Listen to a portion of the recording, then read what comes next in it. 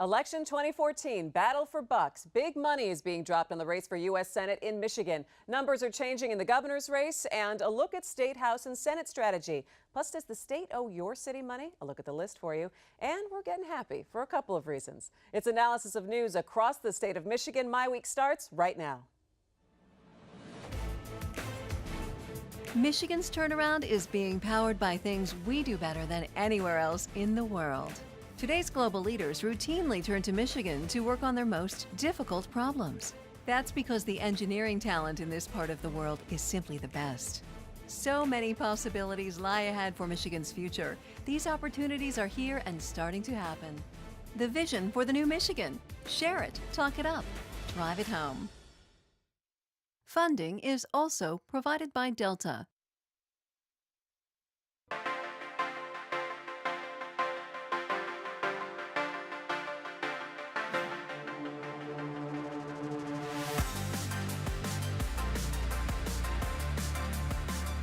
Hi there and welcome to MiWeek. We are glad that you are joining us tonight. I'm Christy McDonald. It's one of those shows tonight that will get you primed and ready for your next cocktail party political conversation. Election 2014 in Michigan. Tonight, dropping the big bucks on the U.S. Senate race. Numbers shifting in the governor's race. Strategy for State House and Senate. And so many ballot proposals. How this election will affect you. Plus, a new report this week shows how much statutory revenue sharing that cities across Michigan missed out on and why some mayors are screaming mad. Also, a roundup of stories you need to watch for the next big headlines, and we'll celebrate a special birthday. It is all coming up tonight. So this week, Terry Lynn Land had love him or hate him Republican booster, New Jersey Governor Chris Christie come into town for a fundraiser. Democrats protested the event. There have been ads on TV digging at both Land and opponent Gary Peters from money-laden super PACs. And a new poll out this week swaps numbers slightly in favor of Peters, but still within the margin of error. We will cover all the election bases tonight, but we'll start there with our contributors, Nolan Finley, the editorial page editor of the Detroit News, and Stephen Henderson, the editorial page editor of the Detroit Free Press. Gentlemen, a little election 2014 conversation, right? Did you say we were having cocktails?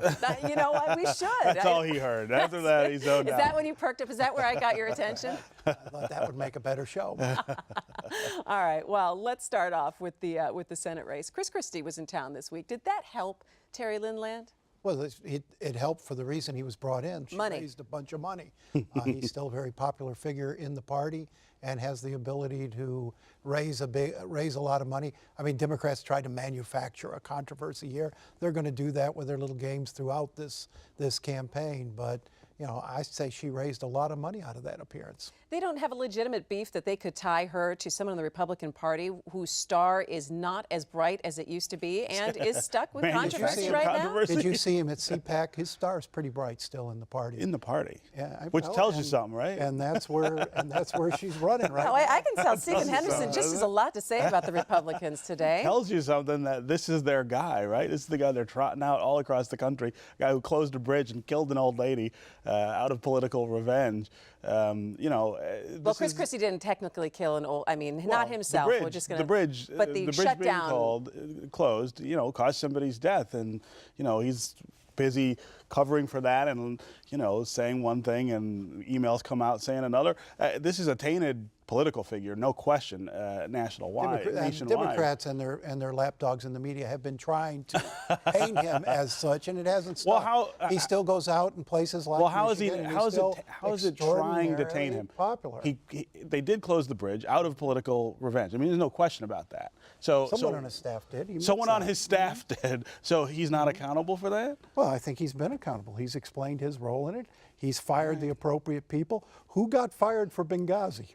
All right, well, okay, now we're starting to dig. It reflects the unequal treatment of controversies involving Republicans. Well, there was a report on Benghazi that proved that there was nothing more that could have been done from the White House. All right, hang on. I'm going to pull you guys back from the weeds, and I'm going to pull you back into Michigan and talk about the Senate race, because obviously a lot of the large national issues will be playing a role here. But we just had a new poll out this week. Lammers did a poll poll that slightly switched the numbers because Terry Lynn Land has been up in a number of recent polls. But now you saw a little bit of a flip, 39% to 36% for Gary Peters, still within the margin of error. What do you account for that? And again, you can read polls in a lot of different ways.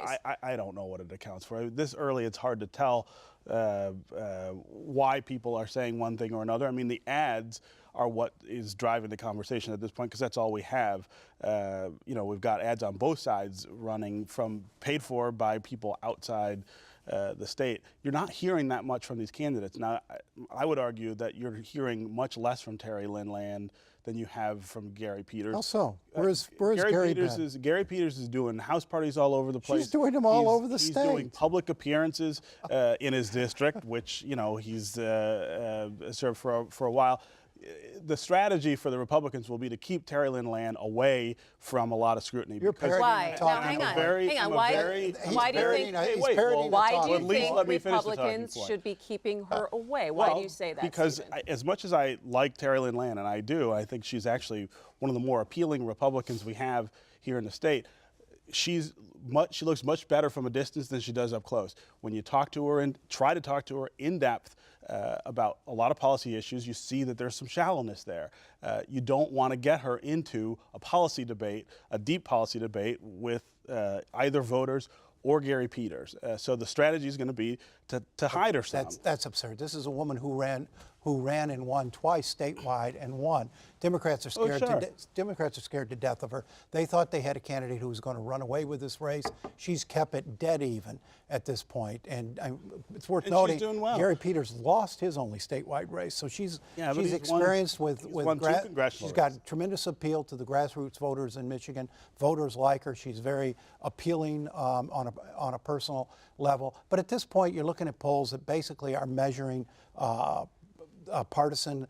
And you have 21% of people who are undecided still. Democrats are supporting Peters. Republicans are supporting Land and the leaning. I don't think you've seen much in the way of the moving the middle. I don't think these ads have moved these numbers at all yet. Real quick, Stephen, let me ask you this. What are some of the issues that are going to take center stage for these two candidates? There has been a lot of talk about right to life and involving these candidates in the conversation about the insurance rider for abortions, when neither one of them in the U.S. Senate position had nothing to do with what the State House and Senate decided, but they're being brought into this conversation. Well, because it's a hot issue. I mean, it's a very unpopular issue among not just Democrats but independent voters here in Michigan, and that's one of the Achilles heels that the GOP has, is these social issues where lots of voters who might support their candidates for economic reasons get off their bandwagon when they get to questions of religion, questions of freedom to choose, questions of gay marriage, tolerance, those kinds of things. The Republican Party has the biggest problems with those issues. So of course, that's where you come and attack. I think in a race that's a statewide race, especially. This race is going to be about Obamacare. Democrats are trying to distract. That's what they need. Democrats are going to try to distract and throw every other issue out there. This election is about Obamacare, and how well Gary Peters is able to defend himself will determine how well he does. People are mad about this. They're going to get angrier as the year rolls out, because more people this fall are going to lose policies, going to see big spikes in their premiums. He's got to answer for this. And so far, he's been all over the place and sort of defending his support for Obama. But here's what he hasn't done. It's a powerful issue. What hasn't he done? He hasn't recruited people to tell stories that aren't quite true all over television about what's happened with them. And you're referring to the ad. I mean, that's just flat out untrue. That's a spectacular example of the lengths to which Republicans have taken what is a legitimate issue, which is how do we get more people covered, how do we keep costs down, and made it into a carnival with outlandish accusations that aren't true. What was it, Steve? Well, this woman said that her premium, that she was going to pay more. Turns out she's paying $1,000 less. And her premium, her deductibles and her co-pays go up enormously. And that's the big lie. Another big lie of Obamacare is you want to compare premiums. Premiums mean nothing if you're paying $10,000 and $12,000 out of pocket for your health care, Steve. If that was the point, was maligned. If that was the point, then that's what the commercial should have said. It absolutely. And the fact that she won't come out and defend it. That's going to backfire on Gary Peters. She certainly did. She won't come out and talk to anybody. She wrote a letter we ran the other day. She wrote a letter full of. I got the same letter and didn't print it because it was full of more misrepresentations. It's her story. And it was full of falsehoods. And her story is the story many Americans are experiencing in that their co-pays and their deductibles are making up. Some people are paying unaffordable. Some people are paying more. Aren't going to be able to go to the doctor. We learned this week that cancer patients aren't going to have access to the best hospitals. Here's Steve, the other. This thing's a mess. And here's the other side of that. I'm somebody who admits that the law is far from perfect, and we've got to fix it. It's hurting people. We need Tara Lynn Land to come out and say, how would she fix it? Well, what would she do? And she certainly has done that. She has not been anywhere with that. And Gary Peters has not said how he'd fix it either. Absolutely. But when you want to talk about the lies, we're going to move down the ticket here for a minute. Finish your Obamacare, Nolan. 7 million people have signed up and enrolled in Obamacare. That's an absolute lie right there, Steve. No, it's not. These people have not paid their first premium. Well, but they've signed up. Well, they've signed up. They signed up. They've submitted applications. They haven't decided. They haven't decided that they're going to be on the insurance. All right, I'm going to count them until they pay. No, and I'm going to bring it back because I want to continue to talk about elections here in Michigan. I'm going to move down to the line to the governor's election, and we saw again another poll out this week. Again, it was a Lambert poll that made it a tighter race than I think people were thinking it was going to be. It looked at like 42%, 39%. Yeah. Still for the governor. If you're in the governor's office right now, are you kind of scratching your head with these numbers? No, I mean, he's got a race, and it's good. It's a good thing he does because it'll keep him focused, and it'll keep some of the money perhaps from going to other races in terms of his opponents. But there was a similar poll out last week, gave his approval rating at 52%. I don't think he's in trouble in this race. I think he could be. I think can Mark Schauer win? Here's how he could win. The Democratic advantage in this state is indisputable. There are more registered Democrats. There are more people who identify themselves as Democrats than Republicans. Rick Snyder won the election in 2010 by convincing a lot of those people to sit home. I mean, we went down 600,000 voters between 2006 and 2010, the two off-year elections. Most of those voters were Democrats and independents who were not excited about Verge Bonero. Some of them were actually excited about Rick Snyder. What Mark Schauer has to do is get more of those people to the polls and voting for him. If he does that, he wins the election. It's just that's just a math issue more than anything. I don't know where all these Democrats have been the last 10 years. The only state, not 10 years, 2012. 2012, we set records. The only state office they've won in the last 10 years was Granholm's because of the off-year elections. So this is now have held every major state office. In this is now more than a decade. A strategy that you have to look at with now the state house and the Senate races. Twice. Hang on. Well, yeah, you're right. 2 elections, but they certainly. You guys are in a mood today. Number one. Okay, so hang on. Hang on, Nolan. They haven't been able to win. Hang on. The Attorney General, they held the majority of the. I want to talk, gentlemen.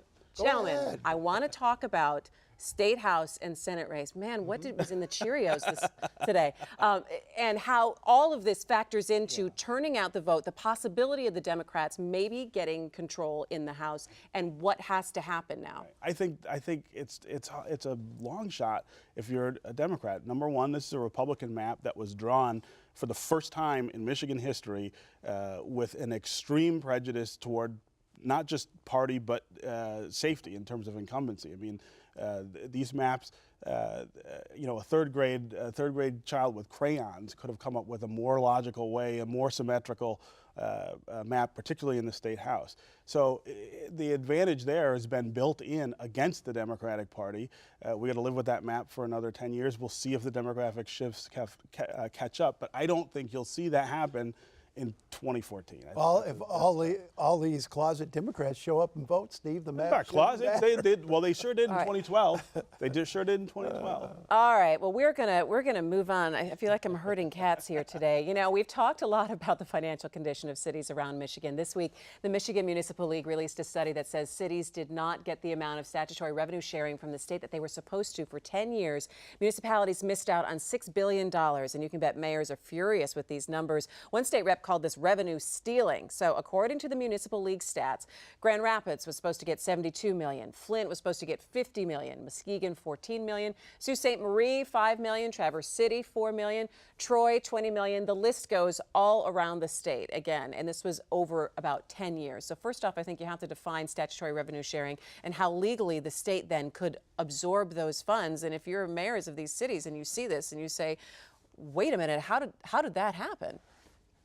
Well, and I think these cities have a legitimate beef because Prop A did guarantee them a certain formula, a certain share of state revenues in exchange for giving up their property tax revenues. But you know, when this state in the early 2000s started to get into budget problems, we cut revenue to the cities instead of cutting other spending programs. It was a choice that was made in Lansing. Yeah, I mean, it was a choice, and it's not. There's a difference between statutory revenue sharing and constitutional revenue sharing. Statutory revenue sharing is discretionary, and this is the problem that we've had in Detroit. I think the bigger question is still how this state wants to deal with municipalities. You cannot run these cities without money, and we've now got to a point where we're starving them.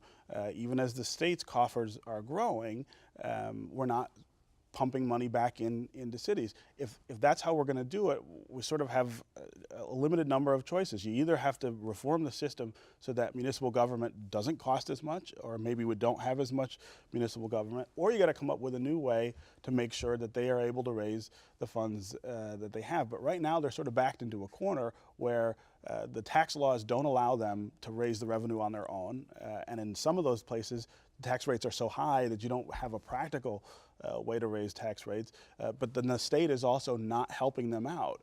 You can't manage things this way. You will push more cities into emergency management. You will push some of them into bankruptcy. Flint, I think we should keep a real close eye on this year. I think that's a city that could also slip into a bankruptcy because we have not come to terms in this state with how we want to fund local government. Well, a commitment was made with Prop A, and that's a commitment that should be honored. I mean, well, but that's 20 years ago. I mean, can't we go revisit that and say? Still, I mean, a commitment was made to these communities to replace that revenue, and it lasted about 10 years, and then it went away. And you know, I think that money is better spent the closer it is to the voter. It's more accountable, and I think there should be a shift. I mean, you would go back to the I think as we have as the state budget gets righted and is more prosperous, we should honor that commitment of Prop A because they don't have any options for raising revenue. And the governor has said that he wants to raise the percentage of revenue sharing this year. Well, and his looking at the budget coming up. But again, a lot of what he wants to give back to the cities is contingent on the best practices that he's talking about. Best practices that I agree with. That's a positive thing. But you still can't run the cities without the money. I mean, best practices or no, they don't have enough money to deliver services. Yeah, but he does have an obligation to make sure that this money doesn't get squandered in the ways that it was squandered in so many cities for so long. Right. So I have no objection with the best practices, and I'm glad to see he's recognizing in his budget that these cities need more help. I mean, the infrastructure in these cities are crumbling the same as the state's infrastructure is. All right. Well, under the things to watch to be the next headlines category, Governor Snyder says time is running out for Lansing to vote on Detroit's bankruptcy money.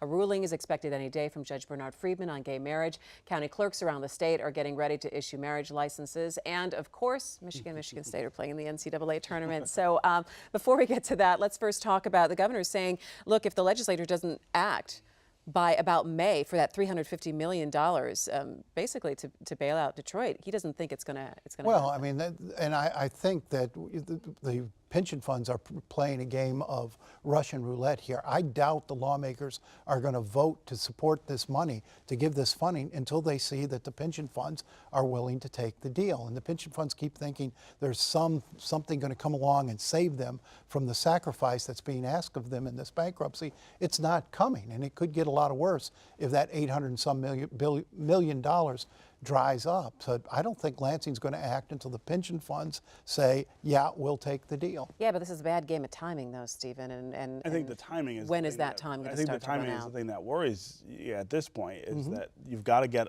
lots of pieces to fall into place at the same time, and we're not close on a couple of them. I don't know what the pensioners' time frame is for determining what they're going to do. How much movement is there going to be in the negotiations? I mean, they're going to have to come off, I think, the position of no cuts to anything ever.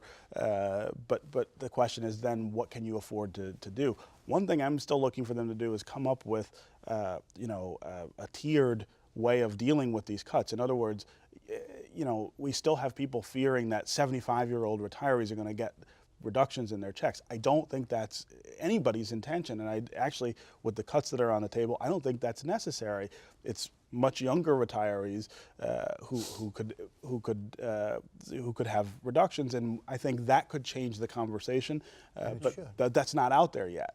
But I suspect that's coming. But if you look at when this process started, retirees thought there was a good chance they could lose all of their pensions. Now you've had a third party come in and put in $820 million. Yeah. That's never happens in a bankruptcy. Right. And they ought to be looking at that as a gift. You got to see it as that's right. You can't let that money go away. Next headline that we could see, we're waiting for the ruling in gay marriage. You've got county clerks around the state at the ready should the ruling be that gay marriage can be legalized. But Bill Schuette said we've got to wait for all the appeals process to go before people can start to do that in the state of Michigan. Yeah, the judge will almost certainly stay the impact of the ruling as soon as he issues it to allow the appeal process to go through. This issue will ultimately be decided by the Supreme Court, whether it's the Utah case or some other case. I don't think that if the judge rules this week or next, that you're going to start having legal weddings in Michigan for still quite a while. And you do not agree with the president. You do not believe Michigan State is going to go all the way and win the NCAA. I wish I could. I mean, after they no, President Obama, on his bracket, Michigan State's going to win. After they dismantled my Michigan team last weekend, that team looks awfully good. Now, I could never fill out a bracket with Michigan State winning the whole thing. I mean, come on. Please. That's just not going to happen. I don't need the money that bad. Please. Who do you have? Out that Quicken bracket, you're going to win the $1 I'm million? not doing it. My son filled out the Quicken bracket, and of course he has Michigan. Well, if I were him, I wouldn't give you a dime of it if he wins. All right. Okay. As we wrap up the show, we all know how important reading is in our everyday lives. We'd like to tell you about a program important to Detroit Public TV as well as religious leaders throughout the metro area. It's called the Literary Sabbath Project and invites families of all faiths to take some time this month to read. The Religious Leaders Forum believes that reading and literacy is critical to the future of our entire community. So with just a few days left in March, it's time to find a good book. And as we wrap up tonight, we just wanted to say thank you for joining us and supporting MiWeek. We are 2 years old this week. We're a little older and wiser, but we still have a lot to learn. So make sure you tell us what you like about the show, what you don't, what you'd like to see, so we continue to be Michigan's must-watch news and political analysis show. We have enjoyed the last 2 years. So, gentlemen, here's to many, many more, right? The candles are not lit. The candles are not lit, but there you go. Which one do you want, Nolan? I'll take the chocolate one right here. Chocolate one right Come in the middle. on, Lynn. I can't eat it for a few more weeks. What did you I'll give put up it for in the Lynn? freezer. What is you up give up sweets, all man? sugar? Everything. All right. Well, thanks so much for joining us. Make sure you tell friends about MiWeek. Find us at MiWeek.org and on Facebook and Twitter. And thanks to our crew at Detroit Public Television. They work hard each and every week. So while we eat our cupcakes, we're going to leave you tonight with this video that is going viral. You guys have seen this, right? You've seen the kids singing? These kids go to school right across the street from my That's park. right. The students at Detroit's Academy of Arts and Sciences singing Pharrell Williams' song, Happy. So enjoy it and good night. Because I'm happy. Like a room without a roof. Happy. Clap along if you feel like happiness is the truth. Happy. Clap along if you know what happiness is to you. Happy. Clap along if you feel like that's what you want to do. Here comes bad news, talking this and that. Yeah, give me all you got and don't hold it back. Yeah, I should probably warn you I'll be just fine. Yeah, no offense to you, don't waste your time. Here's why, because I'm happy. Clap along if you